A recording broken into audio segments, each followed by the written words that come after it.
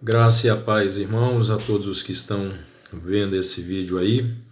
Desejo que Deus possa ministrar o seu coração uma palavra que abençoe ricamente a sua vida. Eu não preparei aqui algo dentro de um texto, mas muito mais dentro de uma reflexão que eu mesmo fiz baseado numa palavra que eu ouvi na televisão. Um pastor que fez uma pergunta dentro de um programa dizendo o seguinte: o que você quer que Deus faça por você? E a pergunta dele se resumiu a isso. E eu me peguei ali dentro daquela pregação, se é que eu posso chamar aquilo de uma pregação, né? Porque chega a ser algo um tanto quanto para mim constrangedor, porque o que ele pregou, na verdade, para mim não é evangelho, né? É muito mais uma negociação da palavra de Deus, uma barganha para levantar recursos ou coisa desse tipo. E dentro dessa pergunta que ele fez, o que você quer que Deus faça por você, eu queria aqui fazer uma pergunta inversa, né? O que você pode fazer por Deus, ou o que você quer fazer por Deus? Eu quero usar a vida de 3 grandes homens de Deus que ficaram registradas para nós aqui dentro da Bíblia Sagrada, para que nós reflitamos um pouco sobre isso. Porque a nossa geração, não só a nossa, mas de algumas gerações para cá, nós temos vivido um tempo em que as pessoas usam Deus tão somente para satisfazer as suas necessidades. Parece que Deus, o fato de eu servir a Deus, me dá crédito para que Ele me abençoe ou me dê tudo aquilo que eu necessito ou tudo aquilo que eu desejo. E essa não é uma verdade. Então eu quero deixar uma coisa clara aqui. Primeiramente, que Deus não está em dívida com você. Deus não está em dívida conosco, mas nós estamos em dívida com Deus. E eu vou dizer uma coisa: a nossa dívida ela não pode ser paga. Ela é eterna, ela é uma dívida que ouro, prata, bronze, qualquer outra coisa valiosa nesse mundo não pode pagar. E não pode pagar porque não tem preço. E por isso que foi necessário Deus mandar o seu Filho, seu único Filho, nosso Senhor e Salvador Jesus Cristo, para morrer por nós, para que essa dívida fosse paga, para que nós tivéssemos acesso à sua graça. Amém? E eu quero aqui trazer a vida de 3 homens para nós refletirmos aqui. O primeiro deles é Moisés, né? Moisés, ele é um homem que tem uma intimidade com Deus, né? Um dos maiores profetas que nós já ouvimos falar. Moisés, ele é chamado por Deus para resgatar o povo dele do Egito, para levar para a terra prometida. E Moisés, ele tinha uma intimidade muito grande com Deus, né? Uma intimidade muito próxima que talvez nenhum de nós aqui que estamos vendo esse vídeo ou de pessoas que você conheça tenhamos tido. Eu não conheço ninguém que teve uma intimidade tão profunda com Deus como Moisés teve. No entanto, Moisés, ele é curioso a forma dele reagir com relação a Deus. Tem um texto em Êxodo 33:18 que ele diz o seguinte: então ele disse: rogo-te que me mostre a tua glória. Isso é Moisés falando. Porém ele disse: eu farei passar toda a minha bondade por diante de ti e apregoarei o nome do Senhor diante de ti. E terei misericórdia de quem eu tiver misericórdia, e me compadecerei de quem me compadecer. E disse mais: não poderás ver a minha face, porquanto homem nenhum verá a minha face e viverá. Disse mais o Senhor: eis aqui um lugar junto a mim, ali te porás sobre a penha, e acontecerá que quando a minha glória passar, te porei numa fenda da rocha, e te cobrirei com a minha mão, até que eu haja passado. E havendo eu tirado a mão, tirando a mão, me verás pelas costas, mas a minha face não se verá. Olha o que Moisés está pedindo para Deus. Um sujeito que já tinha uma intimidade profunda com Deus, de ouvir a voz de Deus escrever lá com o dedo e ele anotar aquelas tábuas de pedra. Agora ele pede para ver a Deus. Ora, irmãos, é o que o próprio texto da palavra de Deus diz aqui no versículo de número 20, de Êxodo 33, que ele diz assim: não poderás ver a minha face, porquanto homem nenhum verá a minha face e viverá. Moisés sabia que se ele visse a face de Deus, ele morreria. Só que Moisés, ele queria tanto ter essa intimidade com Deus, ele tinha uma sede tão grande para ter essa intimidade, que ele está disposto a morrer para ele ter ele ver a face de Deus e ter essa intimidade com Deus, porque só o ouvir a Deus, para ele não era bastante. Ele queria contemplar. Se o custo de contemplar a tua face, Senhor, é morrer, eu estou disposto. Isso é uma sede que esse homem tem, para ver o nível de espiritualidade que esse sujeito estava além de nós. Ele quer ver a face de Deus. Ele quer buscar estar mais próximos de Deus. Ora, certa feita Moisés convida o povo dizendo: não, vamos lá que Deus vai falar lá no monte, e o povo chega lá diante de Deus, está aquele raios e trovões lá no monte. O povo diz: não, Moisés, vai lá, fala tu com ele, e o que ele disser para você, você passa para a gente. As pessoas tinham medo de Deus, Israel tinha medo de Deus. Por quê? Porque não conhecia Deus. Moisés nunca teve medo de Deus. Ele chegava lá, subia no monte, entrava no meio da nuvem e fazia o que tinha que fazer, porque ele tinha intimidade com Deus. E muita gente está vivendo nas igrejas porque tem medo de Deus. Aliás, tem uns pastores que fizeram curso de terrorismo lá no Oriente Médio, né? Bota terror na igreja. Não, se você não vier, vai para o inferno. Se você pecar, você vai para o inferno. Não faça isso que o diabo vai te pegar. Parece que a gente vive sobre pânico, com medo de ir para o inferno, né? A forma de eu manter a pessoa na igreja é o terror, né? É a ameaça. E isso não sustenta ninguém. Moisés, ele queria ter essa intimidade com Deus. E é interessante que a forma que Deus falava com Moisés era muito mais profunda, né? Quando ele fala disso, ele diz: olha, com todos os homens na terra, quando eu falo através de profecia, de sonhos, mas não é assim com o meu servo Moisés. Com ele eu falo face a face. Olha a intimidade desse homem.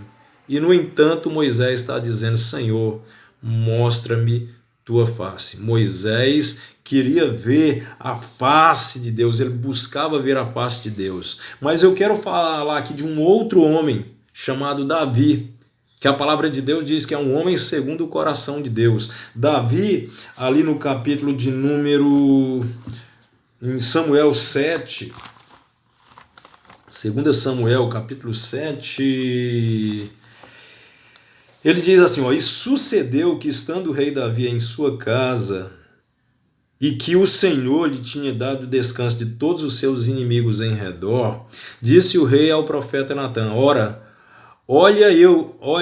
eu moro em casa de cedros, e a arca de Deus mora dentro de cortinas. E disse Natã ao rei: vai e faze tudo quanto está no teu coração, porque o Senhor é contigo. Presta atenção, Moisés, ele queria ver a face de Deus, mas Davi, ele quer construir uma casa para Deus. Olha a preocupação de Davi. Ele está querendo fazer uma casa para Deus, né? A gente está todo mundo aí, o que se vê nas igrejas, é todo mundo querendo que Deus faça uma casa para ele, ou que dê uma chave, né?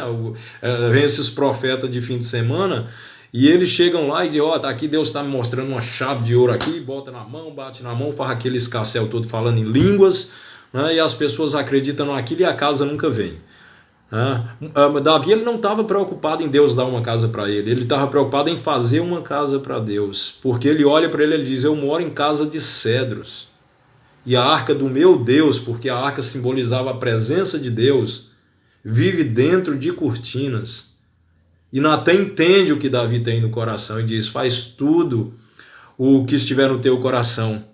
E quando Davi demonstra isso, Deus vai abençoar Davi. Se você continuar lendo o capítulo 7 de 2 Samuel, você vai ver que maravilhoso esse texto da palavra de Deus. Natã entende o que Davi tem no coração e diz: vai, faze tudo que está no teu coração. E Davi tenta fazer essa casa, mas Deus depois vai dizer para ele: não, você não vai poder construir essa casa, porque você é um homem de guerra e tem muito sangue em suas mãos. E Davi fica com aquele negócio: bom, eu não posso construir. Como ele não pode construir, ele junta tesouros, guarda e entrega para Salomão, seu filho, para Salomão construir. Ou seja, eu não posso construir porque Deus disse para eu não construir, mas eu vou pagar todo o material que for necessário. E Davi faz isso porque ele tinha no coração de que ele não pode é estar num lugar melhor do que Deus. Claro que Deus sempre estará num lugar melhor do que nós. Não é nenhum homem, Deus não habita em templos feitos por mãos de homens, é o que diz a própria palavra. Mas o intuito que Davi tinha no coração agradou o coração de Deus. Aquele filho que, pai, eu não tenho muito, né? Às vezes você é um cara milionário e o filho chega com um presente ali tão simples, comprado com 10 reais. Não é a questão do valor, mas da intenção. Davi, ele teve a intenção, não que Deus precisasse de casa, não que Deus morasse de fato dentro de cortinas. Deus habita no céu dos céus, né? Em lugares inacessíveis ao homem. Mas era o intuito que havia no coração de Davi, né? E isso agrada o coração de Deus. Moisés quer ver a Deus, Davi quer construir uma casa para Deus. Mas ainda tem um homem que eu quero falar a respeito dele, chamado João Batista, que busca fazer um nome para Deus. Lá em João capítulo 3, no Evangelho de João, né? Versículo de número 27, diz assim, ó: João respondeu e disse: o homem não pode receber coisa alguma se do céu não lhe for dado. Vós mesmos me sois testemunhas de que disse: eu não sou o Cristo, mas sou enviado diante dele. Aquele que tem a esposa é o esposo, mas o amigo do esposo que lhe assiste, ouve, alegra-se muito com a voz do esposo. Assim, pois, já essa é a minha alegria. Pois já essa minha alegria está cumprida. É necessário que ele cresça e que eu diminua. Os servos de João, aqui os discípulos de João, estão tentando dizer: olha lá, está lá Jesus, os discípulos dele batizando, fazendo discípulos, né? E agora, o que a gente faz, né? Havia essa questão entre eles. E João diz: importa que ele cresça e que eu diminua. A preocupação de João era fazer um nome para Deus, era fazer um nome para Cristo. Nós vivemos um período em que cada pastor está construindo o seu próprio nome, cada pastor está construindo o seu próprio império, né? E faz questão de botar a foto dele lá, o nome, ministério fulano de tal, né? Parece que as igrejas agora têm proprietário, né? E não é Deus, são os homens. E isso está fazendo do evangelho uma vergonha. Deixamos de ser Deus o grande centro da atenção e passa a ser o pastor, as atrações, vai vir pastor fulano de tal aqui, é escritor. Aliás, né, esses títulos que Deus nos deu de pastor nem querem mais usar. Agora é doutor, né, que eles colocam lá, doutor fulano de tal. O cara era pastor, foi promovido para doutor, como se doutor fosse acima de pastor. Ora, meu irmão, o título de doutor quem dá é os homens, mas o título de pastor quem dá é Deus. Então faça um nome para Deus. A vida desses homens de Deus do passado tem muito a nos ensinar, né? Busque ver a Deus, mesmo que isso custe sua vida. Sempre trabalhe para se aproximar de Deus, né? Se nós ouvimos, vamos tentar ver. Se para ver tem que morrer, então eu vou morrer por amor a Deus, para que eu o veja. Quanto mais próximo eu estiver, se o preço de eu estar próximo de Deus é a morte, eu quero morrer. Amém? Faça uma casa para Deus, né? E que a casa seja você. Nós somos o templo do Espírito Santo. Prepare e ornamente essa casa da melhor forma possível para que você seja a casa onde ele possa habitar, porque nós somos o templo de Deus na terra. E faça um nome para Deus. Importa que ele cresça, que nós venhamos a diminuir. Não se preocupe com o que você vai fazer na terra, né? Mas com o legado que você vai deixar. Aliás, eu vou finalizar isso aqui com uma frase que eu separei aqui, que do nosso colega Bob Marley, né, novamente aqui, que diz: não viva para que a sua presença seja notada, mas para que a sua falta seja sentida. Então tudo que você fizer seja para as pessoas sentirem falta. Faça o bem, ame as pessoas, fale a verdade, né? Perdoe as pessoas. Isso é o nosso dever. E certamente Deus vai te abençoar. Quem não aprende com o passado certamente vai fazer besteira no futuro. Então olhe para esses grandes homens de Deus e tire lição para a sua vida. Amém? Que Deus te abençoe. Mais uma vez, você que gosta dessas mensagens, vai lá, se inscreve lá em nosso canal no YouTube. É só ir lá no YouTube e apertar lá em canal Reflexão de Vida. Se inscreve lá, mas faz isso agora. Amém? Certamente você vai ver que tem muitos vídeos lá que vai abençoar a sua vida. Também envia esse vídeo para outras pessoas para que outros também sejam abençoados. Amém? Que Deus te abençoe. Uma semana de vitória a todos.